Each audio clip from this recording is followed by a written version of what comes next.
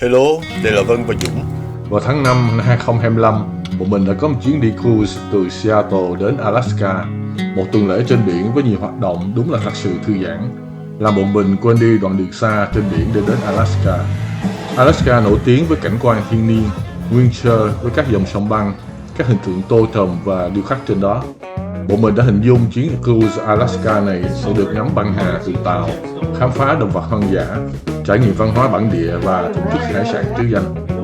Nhưng thật ra, đây là chuyến đi dọc theo bờ biển phía Tây của Mỹ và Canada. Chủ yếu là đi trên tàu và trên biển nên thời gian vào đất liền rất ít. Thêm vào đó, thời tiết âm u, ít có ngày nắng đẹp và có mưa nhiều, nên bọn mình chỉ đạt được hai mục đích là ngắm được băng hà và xem văn hóa bản địa, cảnh sắc đặc biệt ở một vài nơi mà thôi. Do hành trình trên biển khá dài nên chuyến đi cruise này chỉ ghé là 4 nơi, mặc dù tổng thời gian đến 7 ngày. Đó là Juneau, Skagway, Ketchikan và Victoria.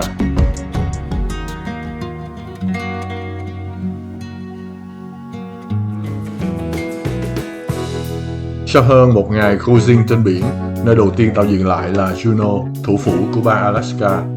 Juneau có vị trí rất đặc biệt, được bao quanh bởi núi, rừng và sông băng. Muốn đến được đây chỉ có thể đến bằng máy bay hoặc tàu, bởi vì không có đường bộ nối Juneau với các thành phố khác. Đến Juneau bọn mình có khoảng 7 tiếng, từ 3 giờ chiều đến tối, nên quyết định thuê xe đi vòng quanh downtown.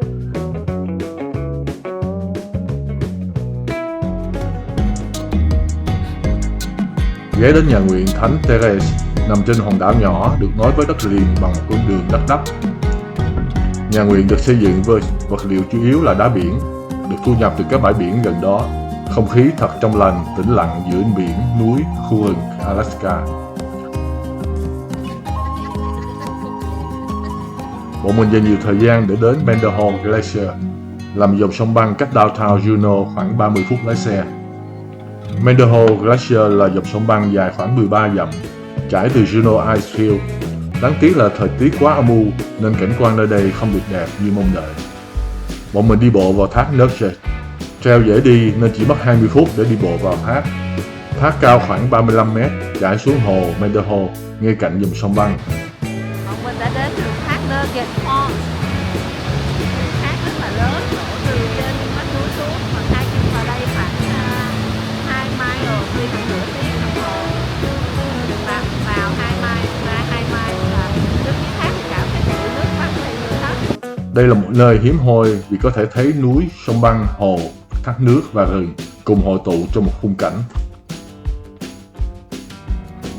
Skagway là một thành phố nhỏ với khoảng 1.000 dân.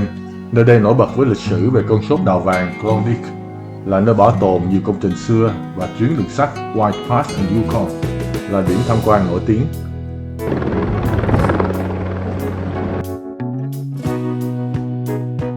Bọn mình có thời gian dư dả ở Skagway từ 8 giờ sáng tới đến tối, nên bọn mình đã kịp lấy một tour lên đỉnh núi White Pass, băng qua biên giới Canada để đến được cây cầu treo ở Yukon, và còn đủ thời gian để lang thang phố Fort Wayne, là con phố chính của Skagway, nơi những tòa nhà thời con sốt vàng năm 1898 đang được bảo tồn.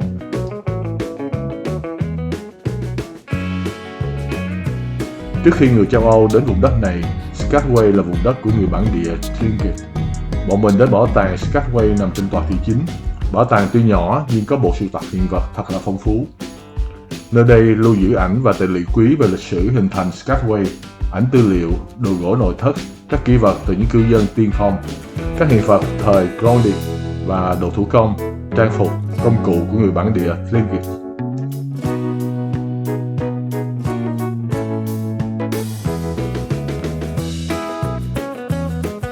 Thật thú vị khi tận mắt thấy các hiện vật như xuồng Tlingit, xe trượt tuyết Paul & Coller, thuyền kayak Berisi, đầu máy xe lửa và đặc biệt một chiếc xương vây trước của con cá voi lưng gù được tìm thấy ở vùng biển gần Skagway và sau đó đưa vào bảo tàng để trưng bày. Kích thước của xương vây rất lớn, có thể giúp hình dung rõ sự đồ sộ của cá voi thường xuất hiện ở vùng biển Alaska này.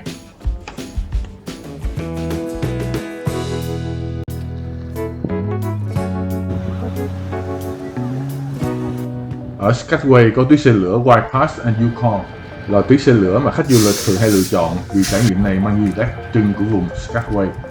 Tuyến xe lửa được xây dựng năm 1898 trong cơn sốt vàng Klondike và được công nhận là địa danh lịch sử.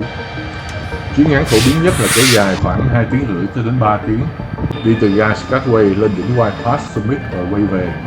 Có chuyến kéo dài hơn vượt biên giới vào Canada, thường mất khoảng nửa ngày cho đến cả ngày.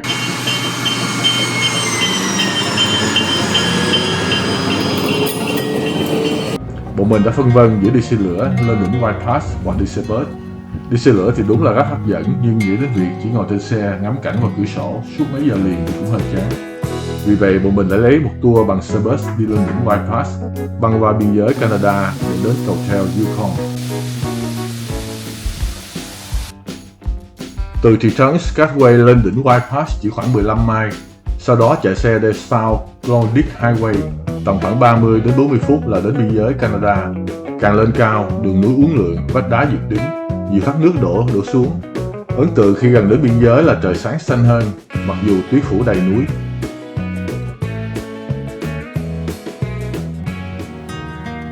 Điểm đến trong hành trình là cầu treo Yukon, một điểm tham quan hấp dẫn. Từ xa, bọn mình đã thấy ngôi nhà gỗ bên bờ vực, là nhà triển lãm nhỏ về lịch sử sốt vàng, thông tin về thổ dân First Nation và vùng Yukon. Bên cạnh là quán cà phê và lối dẫn lên cầu treo.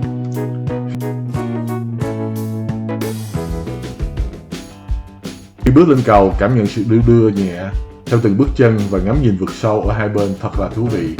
Từ giữa cầu, cảnh quan mở rộng, bên dưới là dòng sông Tusti, sâu và mạnh. Xung quanh là núi non hùng vĩ. Nơi đây có nhiều góc chụp hình, lý tưởng, có thể chụp được cả cầu, hẻm núi và khung cảnh thiên nhiên hoang sơ. Thời gian ở Ketchikan chỉ có không đến 6 tiếng, mà tàu lại neo ở Walk Cove, cách downtown từ 30 phút đi xe. Với thời gian ngắn ngủi từ 7 giờ 30 sáng đến 1 giờ chiều, bọn mình cũng tranh thủ đi đến làng Sharkman để xem show Lumberjack nổi tiếng ở đây. Vậy là bọn mình phải mất hơn 1 giờ để vừa đi và vừa về. Có 3 cruise line cùng đến Ketchikan, thì 2 cruise line là Holland và Princess neo đậu ngay downtown. Còn cruise của bọn mình là Norwegian là đậu quá xa. Mà bọn mình vừa muốn xem Lumberjack show và tham quan làng Sharkman nổi tiếng, nên thời gian thật là gấp gáp trong một ngày mưa gió. Downtown Ketchikan nổi tiếng với phố đi bộ Craig Street, nhưng vì tàu neo đậu quá xa nên bọn mình đã lỡ địa điểm này. Lumberjack Show là một hoạt động văn hóa đáng xem ở Ketchikan.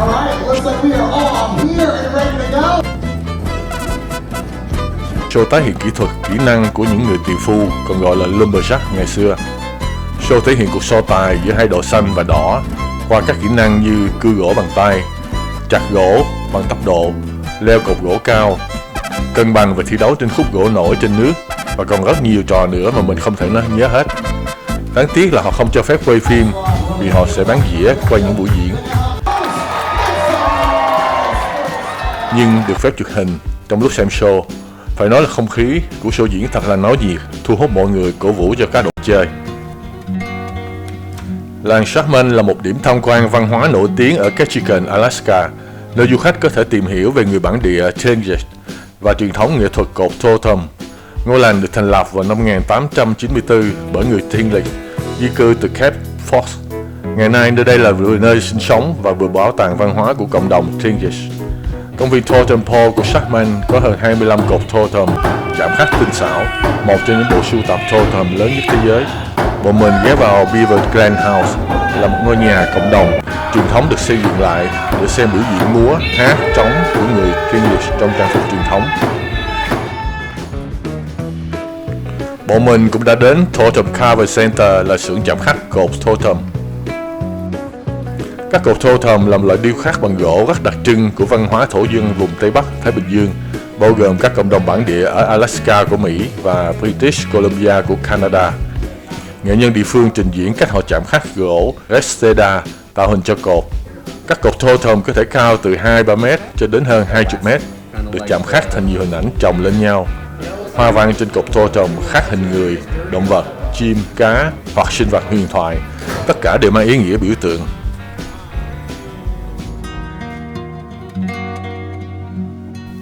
Victoria là thủ phủ của tỉnh British Columbia, Canada. Đây là một trong những điểm dừng chân phổ biến của du thuyền Alaska và cũng là thành phố mang đậm chất châu Âu cổ điển.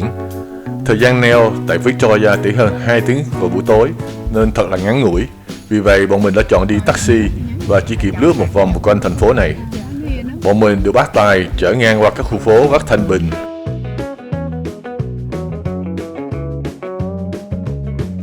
Ghé ngang ở công viên và check-in được cột totem cao nhất thế giới.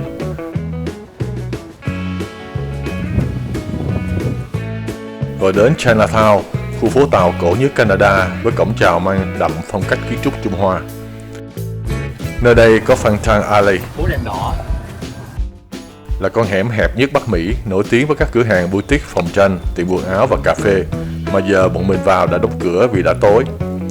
Rồi bọn mình ghé ngang dinh thự Gage d'Arroch, được xây dựng theo kiểu Victorian, từng thuộc về nhà tài phiệt Robert Dunstmiller. Sau cùng là ngang qua tòa nhà Quốc hội nằm ngay khu Inner Harbor. Lúc này là thời điểm hoàng hôn thật là đẹp.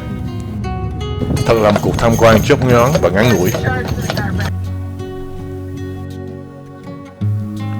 Lần đi Alaska này không như bọn mình kỳ vọng, vì các điểm dừng chân đều ngắn ngủi chỉ đủ để check-in. Nhưng bù lại, thời gian trên tàu thật là thư giãn. Bọn mình đã chọn phòng balcony, rất là thoải mái vì có ban công riêng, phòng nhỏ nhưng tiện nghi, nhất là lúc nào cũng có thể ngắm biển. Xa xa kia là cruise line.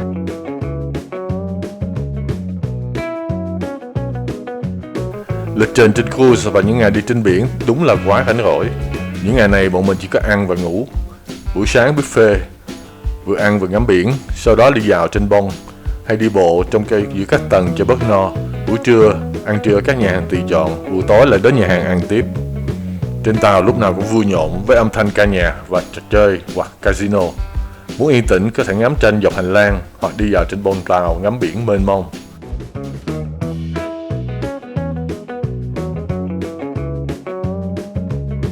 Suốt tuần, mình có thể ghé phòng tập gym 2 lần để có cảm giác yên tâm sau những ngày ăn uống quá đà. Bọn mình cũng thích đến Observation Lodge, nơi có piano và nhạc sống nhẹ nhàng để thư giãn.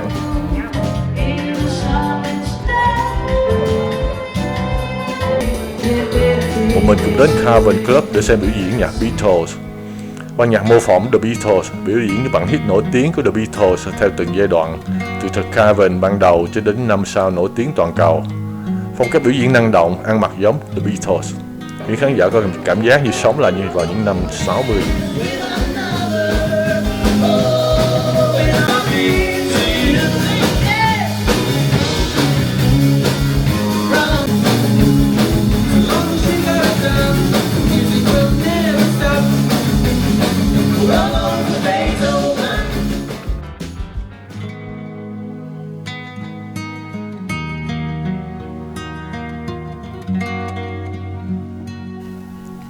Cùng với nhóm bạn, bọn mình đã có những buổi chiều trên bông tụ họp lại để chụp ảnh thật là vui. Vùng Alaska vào tháng 5 thật hiếm khi có nắng, trời âm u, vì vậy chụp hình cũng bớt đẹp. Nhưng dù sao cũng có những giây phút thư giãn tuyệt vời quên ngày tháng.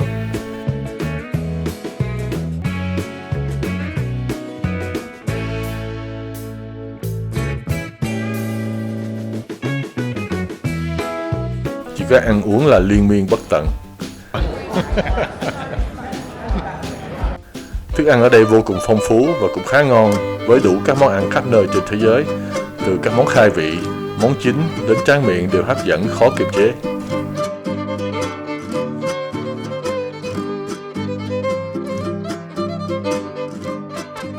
Có cả món phở để khai vị. Bọn mình có thử phở nhưng thiệt tình là không có chút gì giống phở hết, giống súp và cũng ngon.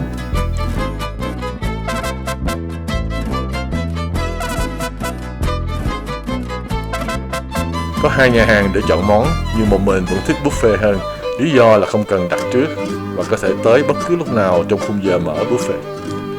Chỉ là khuya lại là không có buffet, nhưng có thể ăn khuya ở quầy bar. Kết quả cho việc ăn uống 4 bữa từ sáng đến khuya, mà hiking thì giới hạn nên bọn mình ai cũng tăng thêm vài ký.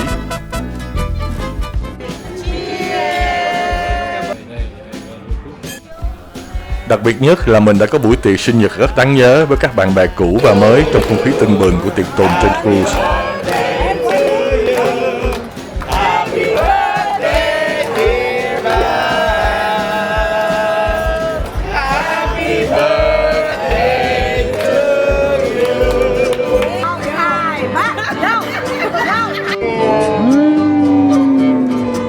Hầu hết các nhà hàng đều miễn phí, trừ vài nhà hàng thật đặc biệt. Bọn mình đã thử cho 2 trong số đó và cảm nhận rất khác biệt. Nhà hàng Paloma là một trong vài nhà hàng có tính phí trên cruise. Paloma có phong cách ẩm thực địa Trung Hải, vì phải trả tiền nên món ăn khá ngon và trình bày trau chuốt hơn. Bọn mình cũng tranh thủ thử vài nhiều món ngon và đẹp nhưng không thể nhớ nổi tên.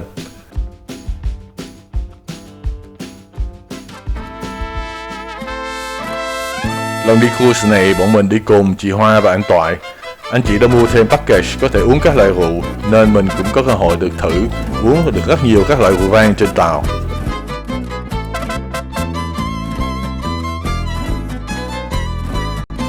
Teppanyaki là nhà hàng kiểu Nhật có tính phí cũng như nhà hàng Paloma, giá là 60 đô cho một khách.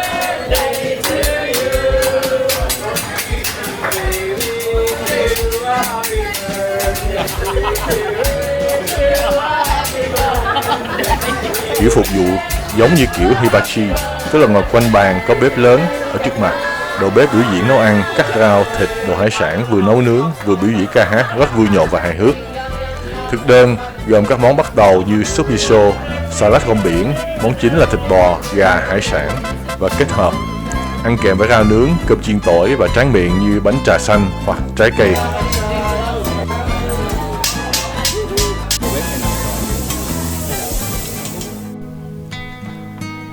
Điểm đến được mong chờ nhất trong hành trình đối với tụi mình là công viên quốc gia Glacier Bay, một trong những nơi nổi tiếng với nhiều dòng sông băng đổ ra biển.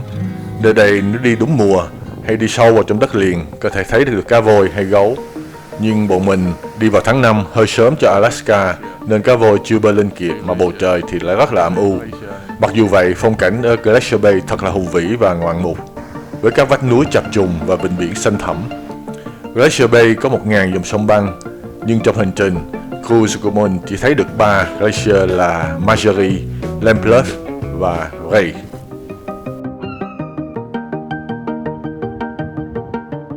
Khoảng 250 năm trước, toàn bộ Glacier Bay vẫn bị bao phủ bởi khối băng khổng lồ, nhưng cho đến nay, do biến đổi khí hậu, băng tan chảy để lại vùng biển hùng vĩ như hiện nay. Một số dòng sông băng đã biến mất hoàn toàn trong thế kỷ 20. Tuy nhiên, không phải tất cả sông băng đều thu hẹp lại, một vài glacier như Margerie Glacier vẫn còn ổn định, hoặc thậm chí đang tiến nhẹ ra biển, nhờ lượng tuyết ở thượng nguồn bù đắp phần băng đã tan chảy. Bọn mình thật sự phấn khích khi tận mắt nhìn thấy được Margerie Glacier, mặc dù ở khoảng cách rất xa, khối băng cao 76 m trên mực nước và 30 m dưới mực nước biển. Đây là một điểm ngắm chính cho hành trình đi vào vịnh, nên tàu đã dừng lại khá lâu và còn quay vòng để mọi người có thể nhìn thấy quang cảnh tuyệt vời này.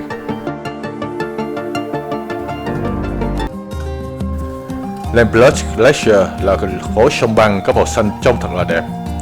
Sông băng này đã tan chảy nhiều trong thế kỷ vừa qua. Vào năm 2016 đã có trận sạt lở đất đá đổ xuống dòng sông. Những lớp đá xám phủ kín một phần bề mặt xanh lam của dòng sông băng, làm cảnh quan thay đổi. Thiên nhiên thật là kỳ diệu, tàn phá nhưng cũng tạo ra một vẻ đẹp mới.